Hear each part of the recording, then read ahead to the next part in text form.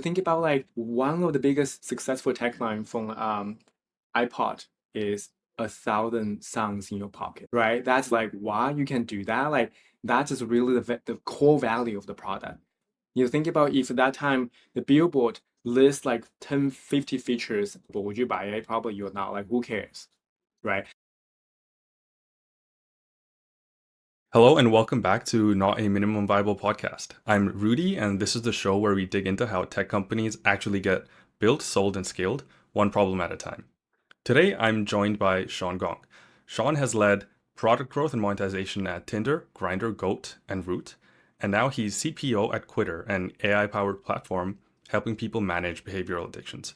The thread through all of it is this idea that monetization and growth don't have to be at war. That if you design it right, pricing and paywalls actually fuel growth instead of killing it. And underneath all of that is behavioral science, the psychology of why people actually decide to pay. Shawn, thanks for coming on. If there's anything I missed in that intro, please feel free to add it now. Yeah, thank you so much for including me. I'm very excited to to discuss these topics with you today.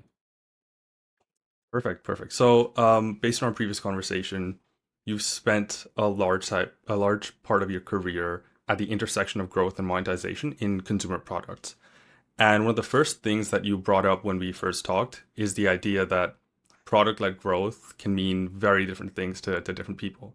And I kind of want to start there because I think a lot of our audience, like me, might have heard that term before, but might not have a clear picture of what that actually means in practice, especially on like the consumer side. So moving forward on that point, the term PLG gets thrown around quite a lot. For somebody hearing this term for the first time, what really is product-led growth and why does it mean different things to different people? Yeah, actually, I remember a few years ago when I was in a meeting with a bunch of founders, and then they were asking about for their organizations, they should be product-led, should be founder-led, should be marketing-led, should be sales-led, and then they were not sure. And then they were debating, and then they even asked their employees to vote. It sounds very great, on paper, right? So you ask your members to participate to decide what's the best for the organization. But however, I realized, oh my God, you've been talking about for so long PLG all day long, and then you share this like project with your entire company, and then no single person raise a hand say like, oh, what is really PLG? And then they all assume they understood. So in that case, you can see like if you talk about founder-led, marketing-led, sales-led, and then so people thought, oh, okay, they think it means like when they hear led, that's assume basically who runs the company. So they think like, oh, maybe we should have the product team to in charge. We should have sales team to in charge, marketing team in charge. That's what they thought was PLG. But it's not. But actually, PLG, I think it's more like a go-to-market motion. So basically, put a simple way is, can you sell the product without human? If the PLG, which means like, for the whole process, can be like acquisition, activation, converting, and the users, without a human in the loop, that's a motion, not like automation chart. So that's what I wanted to clarify, simple way. Maybe give you example. It also help the audience to understand. Um, Another thing, basically, we just talk about PLG is you can sell the product or acquire users without a human. But it's not like all in nothing. What I mean by that is PLG doesn't necessarily mean like you have to do everything. Or like it doesn't mean like you either have no sales, or like or there's the sales team or no sales team. It's not like that. So I think about it's like you have different layers. Can be you have PLG for the entire process, from beginning to end, or you can have PLG just for a certain part. Um, and then also you can have sales, and then also laid on PLG. But also you can have sales without PLG, or maybe you have no sales team, just PLG. So it's like so different like versions. So give you example, let's say everyone talk about Claude, right? So these days, I'm a big fan. Uh, so think about using Claude What about what's your experience, Rudy? How about you talk about like how did you discover Claude, and then if you use it, and then how did you finish the whole process, even become a subscriber? Yeah, I mean, I've had Claude for a really long time. I started using it way before Claude Code came out, Hmm. and I think I was a pro subscriber at that time. And I really, I was pretty much a casual user at that time. But then I discovered that with Claude Pro, you get this feature that allows you to like upload files into a project, right? Yeah. Um, and that sort of led to me diving deeper into that. I made a browser extension side project that would allow people to upload folders into that thing because that was a feature that was not supported back then. And that side project like blew off. It was featured in Product Hunt, and I had people reaching out from the Product Hunt team to me to tell me that they were using it internally. It was a crazy, crazy couple of weeks. Yeah. But at least in my eyes, that was like the definition of product led growth, where I did no marketing, I did nothing other than just adding it to Product Hunt. And the product itself and its descriptions, the reviews, and however Google Web Store does its like marketing, like all that stuff led to like the thousands of users that it has now. So that was my experience with it. And then, of course, I got Claude Code and I realized that it can do all of that. But prior to that, that was my experience with it. Yeah. Ah, perfect. How did you discover Claude at the first place? Um, I don't know. I feel like I was pretty plugged in into the whole like tech ecosystem. Hmm. ChatGPT was already there, and I'd Hmm. heard people talk about Anthropic as this like Hmm. more human-centered alternative to ChatGPT, and I tried it out, really liked it, and stuck with it since then. Yeah, great. And then sounds like you when you use Claude at the beginning, you didn't use a paid version. You just use a free version, and then you discovered the upgrade and then better experience, and then that's why you decide to Hmm. become a subscriber, right? Yeah, it was to do with like unlocking extra features. Mm. Yeah, see. So perfect. Yeah, that's great. So look at your experience. You discover it, you sign up, and then you use the free tiers, and then you discover the features, premium features, and then you upgrade it. And then you that's whole thing. So you see, like you didn't talk to anyone from cloud, right? You didn't talk to a salesperson, right?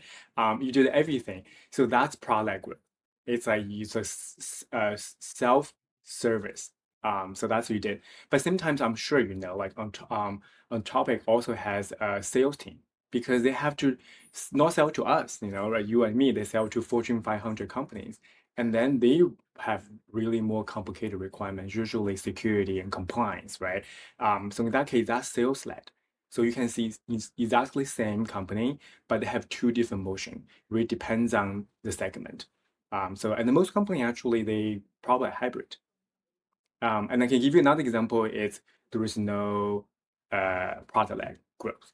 It's not bad. You know, for example, that company called there is a few. Remember SAP? That's also one. You probably heard of. Yeah. Another one would be uh uh Palante. You know, that's basically they sell the solution to government.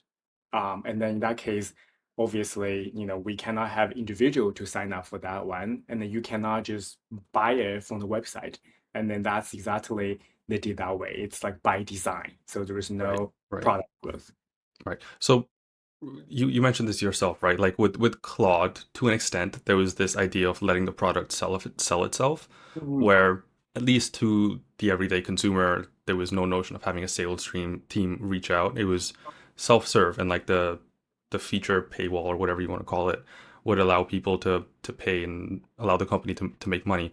But then there's also the version where the product generates its own growth through virality, through network effects, and that's when monetization comes in at a much different stage, right? I feel like Bordy, for example, is great at that, and to an extent, maybe even Claude itself, because at that time when all these new, and even now, whenever new models come out, there's a storm on tech social media about, oh, I made this with this new model, or this new model achieved this much on this benchmark. Are those two versions of PLG two sides of the same coin? What do you mean by that? So like the idea of letting the product sell itself through features, but then also like the virality and network aspect of it, where people are just naturally finding out about that product. Yeah, absolutely. Yes. That's what we mean, like in terms like the um, product sell itself, that's one part of it. Because the product growth can be for the entire life cycle product. Can be just like, oh, this product increase awareness, by another user without anyone internally from the company, not from the paid ads, not from marketing initiative, not from a salesperson calling you, talking about it just from, let's say you use Claude, you talk about you share on let's say the product hunt, and then I saw it. That's a product led growth, because I saw your project, and then that's I discovered Claude through you, right? Then that just like create awareness, and then so because that maybe I decided to sign up account. Even I don't become a subscriber, but that's also product growth because you acquire me through that motion. So and then also can be uh, other thing, let's say like the Dropbox, the verse brilliant idea, right? So basically, it's like let's say I use it, but oh my God, I don't wanna. I wanted to have more space, and then what should I do? And it's like, oh, I can refer you to do that and then get more space. And then whether you convert or not, that's matters less. More important, because that motion I acquire you through that company doesn't have to pay me to do that, right? So it's very small way. So yeah, to answer the question, is like it depends on what part of the funnel loop you help convert it. Can be just acquire user to become a member, sign an account, or can be you convert a user to become a subscriber. Right. I've also heard this notion of like somebody I had on a previous episode mentioned where people and companies add in this like free tier as a method to scale out, right? So and that like clearly comes in with what we've seen with Claude having these free tiers and the various methods that it uses to convert people into pro accounts. And then Bordy essentially up until now being a freely accessible product, and only now it's introduced the notion of a Bordy Pro where you pay like Yes. $100 a month for intros and all that. Mhm. So I guess what role does monetization play at all these like different stages in PLG, right? Like we briefly touched upon using paywalled features as a method of introducing monetization into the product. What about, for example, when somebody's acquired, like Bordy has acquired a bunch of like a massive user base? Wouldn't monetization at that point discourage users from continuing to use that product? Monetization. Can you say one more time? Like, wouldn't monetization? So, let me frame it this way, right? Like, a product has a free version that has acquired and amassed a bunch of users. Right. Now you introduce this idea of monetization. So now you're essentially segmenting the user base into people that want to pay Mm-hmm. and people who don't want to pay. Yes. So doesn't bringing in the idea of making it a paid product take away from certain users' experience? And at that point, how do you prevent them from churning off of the product? Oh, I love that. Yeah, yeah, great. Yeah, I think let me think about. So obviously, a company has to introduce monetization, right? Because how are you going to generate revenue unless you generate revenue not from your users directly? For example, Meta, right? So you like Mhm. well, customer don't pay, but end users, consumer don't pay, but the merchants, companies pay for ads, right? So that's different revenue source. So think about for Body and then Tinder, for example, they obviously, if they don't use ads, generate revenue, and then or sell data, and then they will have to get their consumers to pay. And then just correct, that way, definitely by introducing monetization that way, you might lose some users. But that's why it's important to think about like how can you still not to uh, basically offer still value to the users who don't pay, but same times you can actually sell to the user who are willing to pay for more value to exchange. So, think about the example like Bodhi, I think that's a brilliant strategy. It's very typical, kind of similar to Tinder too. Is like at beginning, you just wanted to create this massive user base. Is because the network, in fact, is so important, right? Bodhi, it's all about introduction. Well, if you not have like millions of members, who's gonna pay to use that product? Like no one, right? Think about LinkedIn too, they didn't charge you either at the beginning because they just need as many people as possible. Similar to Tinder, like we just need people to be on the platform. So user can say, oh, I go to Tinder. Why? Because they have the most users there. You have the biggest chance. Think about you go to a bar, you want to go to maybe the with the biggest, like a bar with the most people, right? And then obviously with some people willing to pay, right? For Tinder, choose like, oh, now it's very crowded. How can I get attention? Right? How can I'm willing to pay exchange for that value.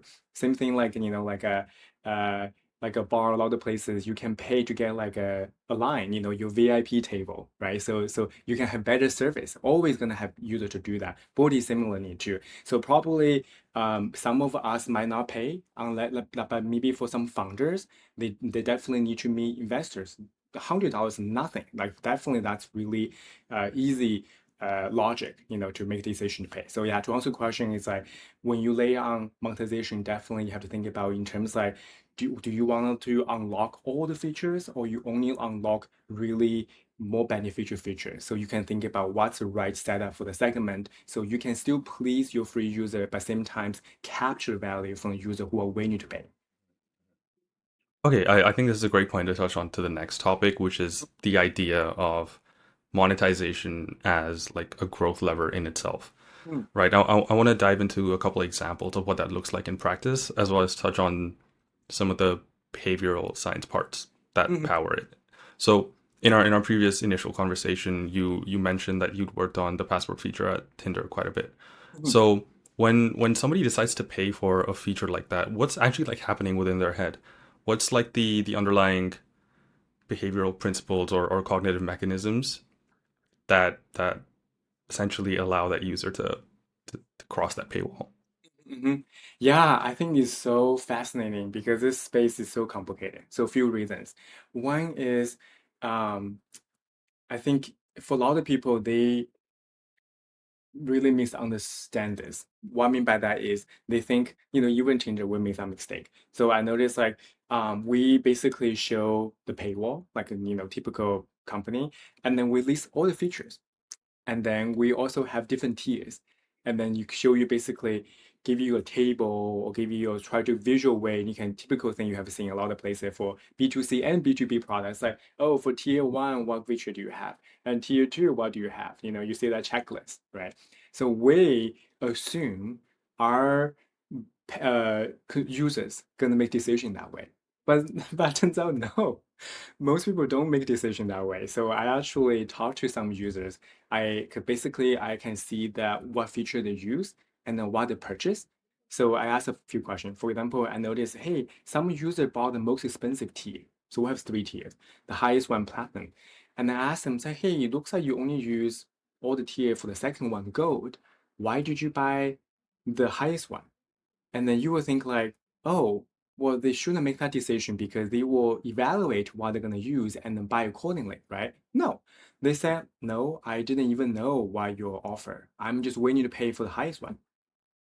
That's Oh, it. That's what interesting. the Okay. decision. Yeah, it's like, and then it's like, oh, what a moment, for me to realize, wow, user make decision are very like based on emotions. Mhm. Uh, so that's why another example is when I was at Grindr, we test different paywall. And the one thing we did really make a huge difference. It's shocking. So anyway, so basically we try so many ways A/B testing to try to increase the conversion, right? Can be like image, can be like the copywriting, can be different the price point, free trial or not, different tiers, you name that. There's like hundred thousands way to do it. Um, and then one particular example just really like shocking. What I mean by that is we just change one word and then we dramatically increase the conversion by 2 digits. So this is basically this is for previous paywall. We tell user, hey, you can see 500 more profiles if you upgrade it. Otherwise, you are limited to the number of profile for nearby users. Um, and then we switch to from profile to guys. That's it. One word, but dramatically increase conversion. But you think like that's not logical. Like why? It's nothing changed, just one word, right? But think about from emotion perspective, it did. Why? Profiles, how boring. What's in your imagination is like, okay, profile, okay, sure, right? But guys, that's what you are here for. You are here to meet other guys. And then you have this image. Now you think about those people you might meet. right? That's very different. That's why I think about that just trigger the emotion. You could create that desire. It's like, yes, I want to meet 500 more guys. Please, take my money, right? So that's example to really want to share with you and the audience. Like, okay, user really don't make rational decisions. It's all based on emotions. So you have to think about what emotion you want to create for them, and then how can you facilitate that? Like, what's the best way to tell your story to convince them it's worth to buy your product for that to meet that emotion, a desire. Got it. So is it always sort of like I don't know how to phrase this. Like, so in the Grindr example you gave, right? Like you had to make that change and then you realized that it had like a positive impact. Is Mhm. it always the case where you do something and then you find out what like the underlying behavioral principles are that guide it? Or is there ever a case where you're able to work upwards where you know this is how people think and you can use that to create different loops or fire paywalls or whatever? Hmm. Yeah, I'll be honest with you. That time I didn't know a lot about behavioral science. So I just found really surprising and I wanted to learn more about it, why it was happening. And then I would say, just really only focus on like a small cases. Basically, we try to have a system, try to test different things, but didn't really have that clear playbook like what I have now because I didn't learn about behavioral design at that point. So just kind of that's why our success rate was not that high because we're just trying different things, right? Because there was no like a system guide us like, oh, because we understand how you make decisions this way, that's why we intentionally design this way. That was, to be honest, a little bit luck. But actually not pure luck. Why? Because I spent a lot of time talking to users. The reason I changed the phone profile to guy is not like I woke up one day like, oh my God, Rudy, let's do this. What happened was I talked to users and asked them, I said, hey, what's the reason you decided to become a subscriber? And I asked users, and then they was, and then I noticed, oh, there is a pattern. People keep saying like 500 more guys, 500 more guys, and then realize, oh, why don't we use that as our tagline to sell? Think about like one of the biggest successful tagline from iPod is 1,000 songs in your pocket, right? That's like wow to people like wow you can do that like that is really the core value of the product. Think about if at that time the billboard lists like 10, 50 features on the billboard, would you buy it? Probably you're not. Like who cares, right? So that's why it's so important to really understand because that time that's another story I want to tell you was we are operating a very typical way. What I mean by that is we had in-house copywriters. So they will describe the product feature and then we put in the marketing channels in our product. And then the copywriters describe products very different from how user describe a product. And the time we Grindr actually also lay on monetization not completely correctly. What I mean by that is we from like free completely, like so many products, to like basically want to charge you every single feature. There is like user will complain like this product, I cannot use the product without paying for that. And then there's user just don't want to pay, period. And then Grindr made that mistake. It's like, I'm gonna force you to pay, otherwise I'm gonna force you to watch the ads, and people hate it. So we saw the very high churn rate, and then people constantly looking for other alternatives. And then later, I convinced the leadership team, say, hey, we should give away some of our premium features. And then, of course, that was not, it's very controversial. People are like, are you crazy? Are you want to lose revenue? And then the reason I convinced them because I done a lot of research. One big takeaway was user didn't care about so many features. Like they just only care about 500 more people to see. That's what mattered most. And then we test out, turns out true. Basically, by giving away some of features, didn't really reduce the revenue because people came here usually for one or two reasons, right? Think about cloud tuning, they can basically like lock everything. But in that case, maybe a lot of people were going to go to ChatGPT and then later realize, oh, actually, I wanted to use more. I already established a habit for ChatGPT. I'm ready to upgrade. At that point, they're not thinking about Crop Pro because they haven't used your product for a while, right? So that you lose these users who are waiting to upgrade. They're just not ready yet. So you have to meet where they are. Not mentioning like for a lot of users at that time, Grindr, they hated our app because it's like you force me to pay. They just unwilling to do that, right? Because they feel like it's not, it's very forceful. So, and then we give away, they feel so much happier. They're like, oh, thank you. Like you care about me. You try to give me values. And now you wanted to ask me to pay for more advanced values. Now I agree. I'm willing to do that. So it's very important to think about what is the emotions of a user to think about your product and way meet where they are and then to upgrade them when they are ready. But doesn't that willingness to pay sort of depend on like or change across geographies, user segments, and other contexts? How do you account for that and like frame that pricing or paywall differently? Can you tell a little bit more about your question? Like essentially, right? Like a group of users present in North America, for example, might respond very differently than a group of users present in the UK. So Yes. i- is it like the framing that you're coming up with is that consistent across the entire user base? Or if not, how are you determining what to do for each like group of users?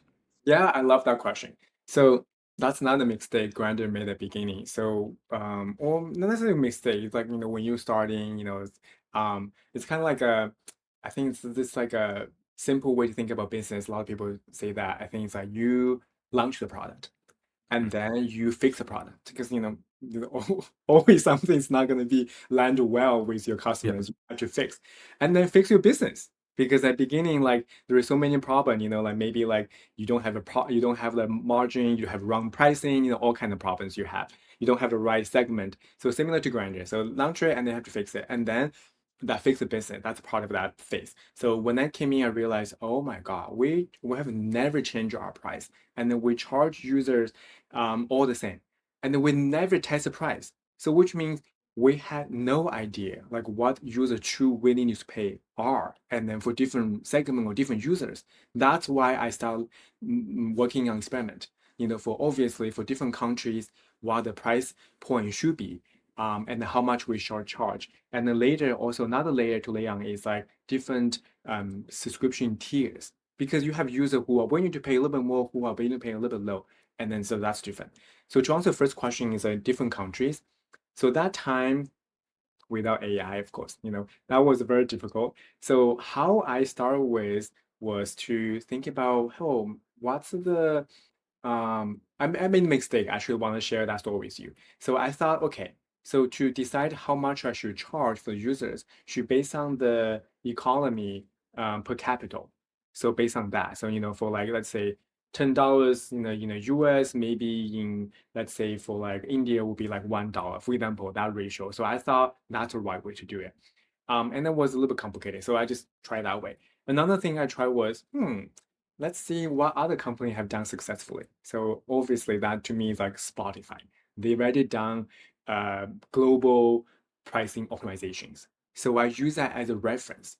And then so I test that way. So that was great because we were able to see, oh wow, so for some countries we have no sales. Immediately we have sales coming because we really meet where users are, right, to reasonable. Because otherwise we charge them way too much. Obviously we know that.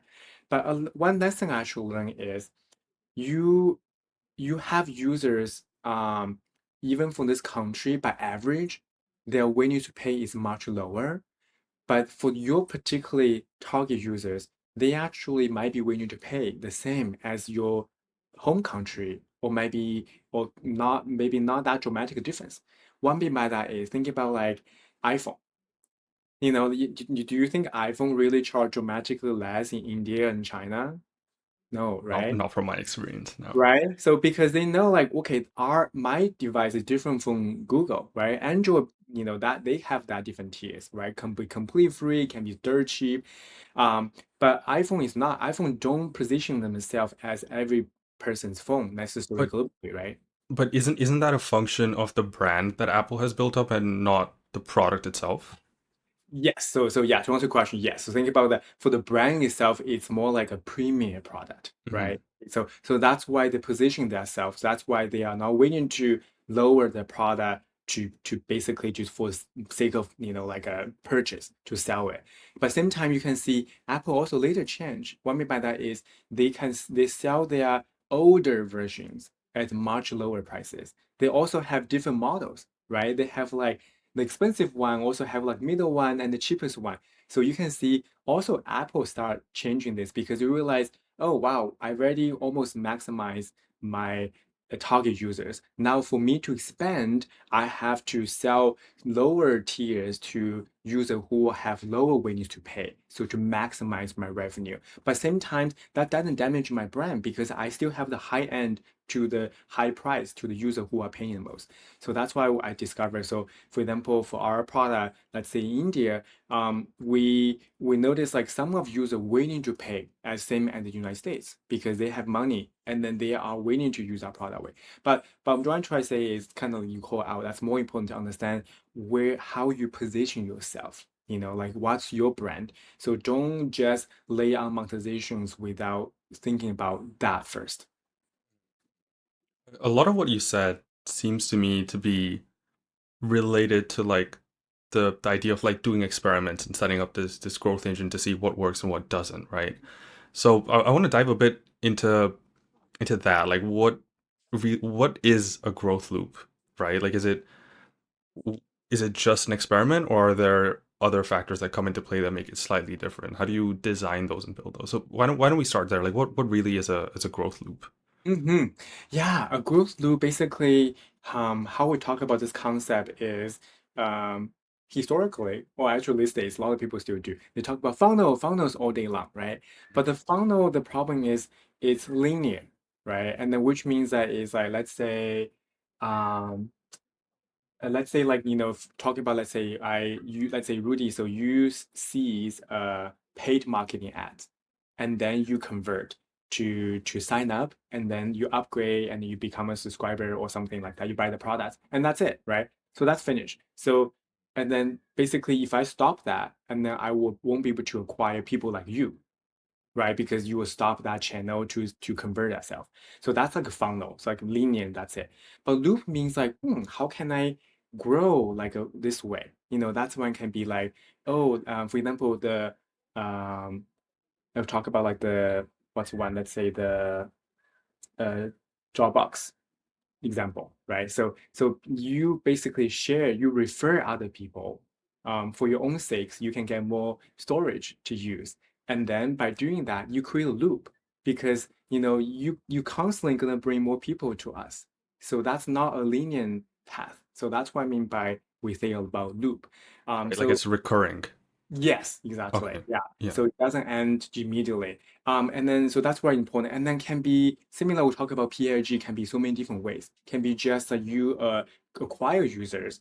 Okay, let me give you actually example is um when I work at RAW, this company is to help consumer to track the packages. And then also we provide insurance. So you can pay a small portion of the product you purchase. Let's say you buy like $1,000 jacket, but maybe you pay like $5 or $10, you get insurance. So if your jacket gets stolen or damaged during the shipping process, we can get you replacement or refund. So we became very popular during pandemic. So obviously you cannot shop in the store, and then for a lot of merchants, they have no capability to provide that protection or tracking because they rely on carriers. So you think about if you let's say you have business you sell and then you call USPS, like they probably don't even know or not gonna answer your call. So you won't be able to handle for your customer. So we realized, oh my God, a lot of companies they only focus on uh purchase experience, like building the brand and then getting you to follow them and then to buy a product, and that's it. And then you don't hear anything from them after like post purchase. So that's where we came in. So we basically at beginning obviously kind of chicken egg problem. It's like how do we acquire customers? Like no one had heard us. Who's gonna trust us? So we create like a smart way. Basically, is you let's say you buy a jacket from Patagonia, and then assuming let's say Patagonia use Shopify, and then once you finish the checkout, and then we show up. Hey, we say, hey, do you want to track your package with us? And then we show you like a web view. So you get ideas like, oh, okay, where you live, and then where your package is, and then show you like, okay, it's gonna come in this way. So like the visually you get ideas like, oh, okay, this product can help me track so I can know the ETA, things like that. So I've been like panic without knowing where the package is. And then also because your checkout, I can see all information. So we send a message to your email and then you test your phone number. We say, hey, Rudy, so guess what? You can also download the app. Yeah, and then you can track all your package in one place. So that's basically how we leverage that. Think about it, it's like because we didn't spend money to acquire you, we just show up at the end of this merchant. And then the merchant actually, Patagonia, spend all the money telling the stories and then building the brand, acquire you, and then you buy, and then we acquire you that way. And then this is just one loop we created, right? Because like we basically place ourselves at all the merchants on Shopify, so we can acquire customer that way without paid acquisitions. Another loop we created is like, so Rudy, let's say you're gonna be out of town next week, traveling for your conference, and then you decided to tell your friend, say, hey, your neighbor or your friend, can you pick up my package? Rather than you have to update them all the time, you share the link with them. And because you're doing that, thanks to you, we acquire your neighbors. So that's a loop. So you're probably gonna do that all the time. And then your neighbor gonna do the same thing. So that just the compound loop you created for us.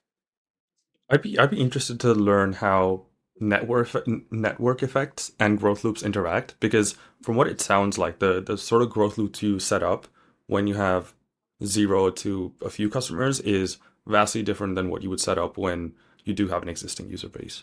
Exactly. Definitely. Definitely. Yeah. So okay, tell me a little bit more like what let me turn the lights too. What No question you worries. Yeah, so I'm just trying to understand, mm, do the type of growth loops that you create when you have an existing user base large enough to have some sort of network effect? Does that sort of growth loop differ from something you would do when you're just starting out? mm, yeah, absolutely, definitely, definitely. Think about for one good loop I created at Tinder, which is for the feature called Passport. Mhm. So like for users, if you just use normally when you're dating app, you only see people nearby, right? That's Mhm. like that makes sense. And then we have a new feature called like a Passport, which allows you to see anyone anywhere. So let's say you are in Toronto, Canada now, but you plan to go to San Francisco next week. And then you say, oh, maybe let me see some profile people in San Francisco now. So when I get there, I already talk to them and I set up a date with them so I can meet with them, hang out, right? So that's, for example, one use case. Um, and then we create a feature, basically, its passport is you basically can do that by using this feature to see people in Francisco. And then historically, we receive a lot of complaints because people in San Francisco, they saw you like, why do I see someone so far away? And then actually, at the beginning, we didn't even tell user. So user will start talking to you, and then they're like, "Oh my God, cutie, Rudy is so cute. Let me talk to him." And then they're like, "Oh wow, you are so far away, and then why are you talking to me?" And then so they were confused. They thought our algorithm was matching was broken. Uh, Right. and then so we basically made it more clear. So we will show user, oh, okay, you are from Toronto, Canada, but you are visiting the Bay Area next week for a conference. So you want to meet people. Now, when people, they see your profile, say, oh, makes sense. Okay, I want to talk to you. Okay, so that, and then also if the user they don't know about the feature because they see you on passport mode, so they can tap into it, learn about the feature, and then decide to convert. So you can see that basically two things. One is a growth loop we created, right? From you to just help us acquire another user. Also product growth because the user can just buy upgrade themselves without talking to a human. But for that, think about it's very important. If we have very few people using that feature, and then that won't create any meaningful loops, right? Because it would be so hard to discover. But let's say you swipe a thousand times, you see one person and what's the chance you're going to convert. So yeah, to answer your question is definitely it's important to think about at what scale, like how many users do you have? So what growth loops or product really work for you? Right. Got it. Yeah. Now I want to touch on slightly about this idea of introducing AI into all of this. Mhm. So, you mentioned previously that it would be interesting to talk about building an AI native product based organization from the ground up and not sort of retrofitting AI into something that's already existing and running. So I want to spend a couple of minutes to talk about what that actually means and what impact it has on PLG and monetization, all the things that we've talked upon. So, what does the term AI native operating model really mean, right? How does it differ structurally from a company that just has a ChatGPT subscription, for example? Okay, I love that. Um, there is let me tell you my perspective. Mhm. So to me, when I join, let's say my experience, when I join Quittr, and I notice like everyone actually use AI products. Someone use Claude, someone use ChatGPT, someone use Gemini, just name that, all different products. And then also use different like product with AI features, for example, Figma, things like that. But I noticed the problem was they all use it individually, and then they didn't connect our data or count to the system, to the AI system. So when they ask the AI to help, the AI only had very little context about the situation, and then so couldn't really release the superpower AI could have. So that's why I decided, hey, let's all use Claude, and then we have a team planned, and then we will integrate with all our platforms like Mixpanel, Revenue Can, for all the data, like, and then also we're gonna find review, let's say from like our Apple and Google, and then we're also gonna connect with our um, app, to see what user top of us, like the and also our Zendex, support tickets, all the things. Basically, AI that after we done the integration, AI know all the context. So AI knows what people complain about, user like about, and then how user convert, how user acquired, everything. So in that case, when we make decisions, now we can truly make data-driven, well-informed decisions. But prior to that, we just made a decision with very little context. So to me, my understanding is like to one aspect of AI native is you truly integrate with AI with everything. AI has knows all the context and then can help you to make the right decision rather than just use kind of partially without enough insights. Has the use of AI enabled you to create growth loops that were previously not feasible? Okay, let me think about that. Um, create. Let me see. Like, what growth loops did we create? Was not feasible. Let me think about it. Because for No me, worries. Yeah. um, we previously only focus on reducing churns. Because that's basically we learn. Okay, luckily thanks to your AI, right? So Hmm. basically, like when I join, and then the company still want to focus on pay marketing. And then I said, hold on, hold on, hold on. I already look at some data from Mixpanel, and then I think our churn is pretty bad. But the team didn't understand why. So and then after we done the integration, so I asked so many questions from Claude, and then done like a diagnosis, and then realized, oh my God, it's really bad. So bad to a degree that within 24 hours, we lose 80% of users. And then like in day 390, day 30, like only like under 5% of users stay. So you can see that's huge problem. And then that really caught attention from the whole teams. We're like, oh wow, we've been focusing on the wrong thing. We're still trying to focus on top of the funnel, acquiring customer, without realizing we have a huge hole in a bucket. Doesn't matter how much water you turn on, it's gonna all go away. So that's why we use AI to solve that problem. Think about growth loops. I definitely there is some things I believe because AI make it easier. Give example is we a lot of users really love our community. So because they all have addictions, they wanted to find companions to talk about their addictions, because they are uncomfortable to talk about with their friends or family members. So they feel alone. So when they come here, they're like, oh, okay, we have the same people who have same problems. So we have this, we are here for the journey together. And then we have a lot of rich conversation from the users. So based on that, we actually discover so many patterns. So that can help us. For example, we know like, oh, from the AI, we can see the analysis that is when a user, if they find a group, a community, and then they have a chat, and then they are way more likely to stay. That to us is like, oh, that's must have as a retention signal or checklist.